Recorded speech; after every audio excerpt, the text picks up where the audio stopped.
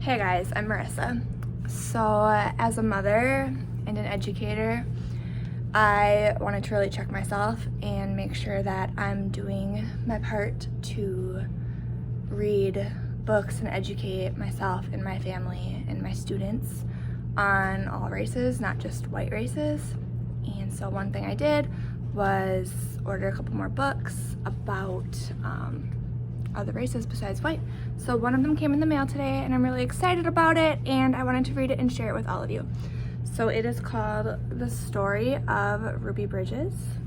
It's written by Robert Coles and illustrated by George Ford.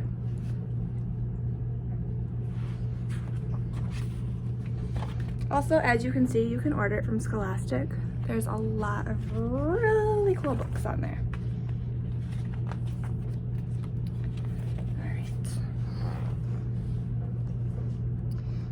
Ruby Bridges was born in a small cabin near Tylertown, Mississippi.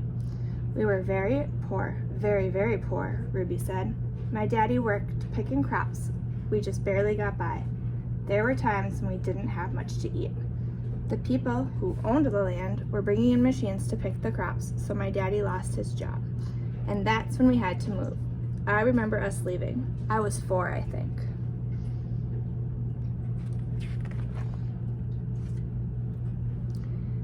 In 1957, the family moved to New Orleans. Ruby's father became a janitor. Her mother took care of the children during the day. After they were tucked in bed, Ruby's mother went to work scrubbing floors in a bank. Every Sunday, the family went to church. "We wanted our children to be near God's Spirit," Ruby's mother said. "We wanted them to start feeling close to Him from the very start."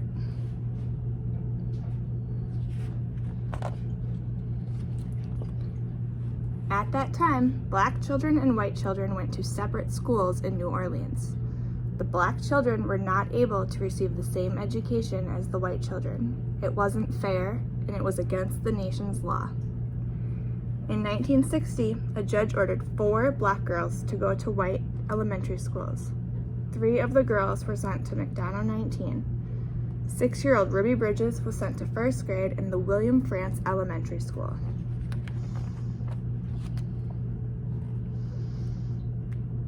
Ruby's parents were proud that their daughter had been chosen to take part in an important event in American history. They went to church. "We sat there and prayed to God," Ruby's mother said, "that we'd all be strong and we'd have courage and we'd get through any trouble. And Ruby would be a good girl and she'd hold her head up high and be a credit to her own people and a credit to all the American people. We prayed long and we prayed hard."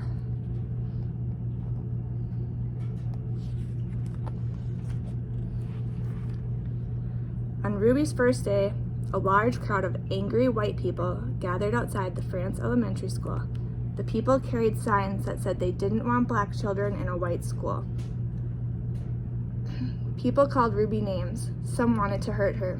The city and state police did not help Ruby. The President of the United States ordered federal marshals to walk with Ruby into the school building. The marshals carried guns.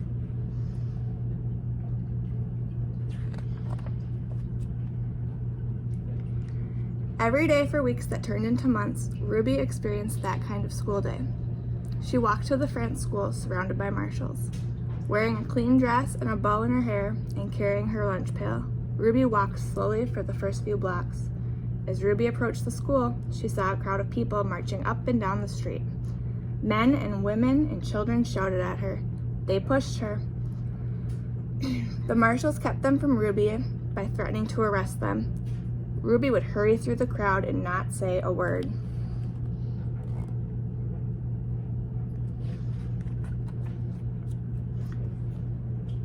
The white people in the neighborhood would not send their children to school. When Ruby got inside the building, she was all alone except for her teacher, Mrs. Henry. There were no other children to keep Ruby company, to play with and learn with, to eat lunch with. But every day, Ruby went into the classroom with a big smile on her face, ready to get down to the business of learning. She was polite and she worked well at her desk, Mrs. Henry said. She enjoyed her time there and she didn't seem nervous or anxious or irritable or scared. She seemed as normal and relaxed as any child I've ever taught. So, Ruby began learning how to read and write in an empty classroom, an empty building.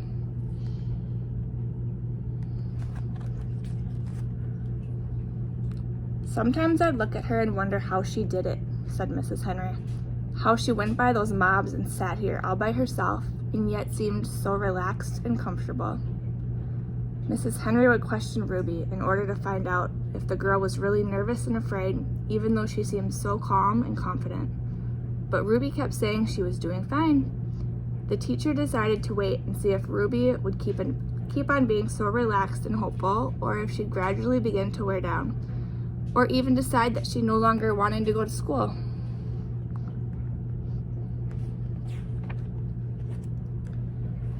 Then one morning something happened.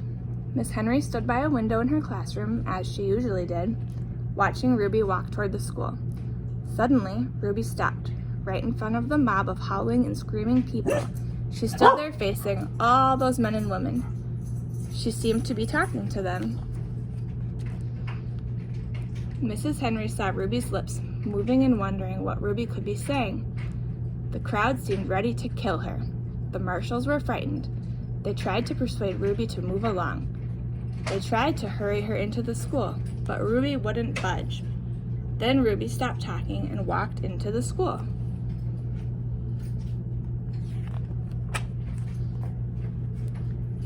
When she went into her classroom, Mrs. Henry asked her what happened. Mrs. Henry told Ruby that she'd been watching and that she was surprised when Ruby stopped and talked with the people in the mob. Ruby became irritated. "I didn't stop and talk with them," she said. "Ruby, I saw you talking," Mrs. Henry said. "I saw your lips moving." "I wasn't talking," said Ruby. "I was praying. I was praying for them." Every morning, Ruby had stopped a few blocks away from school to say a prayer for the people who hated her. This morning, she forgot until she was already in the middle of the angry mob.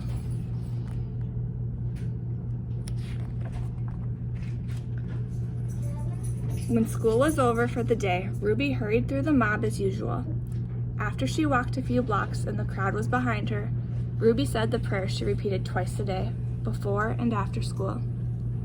"Please, God, try to forgive those people, because even if they say those bad things, they don't know what they're doing, so you could forgive them just like you did those folks a long time ago when they said terrible things about you."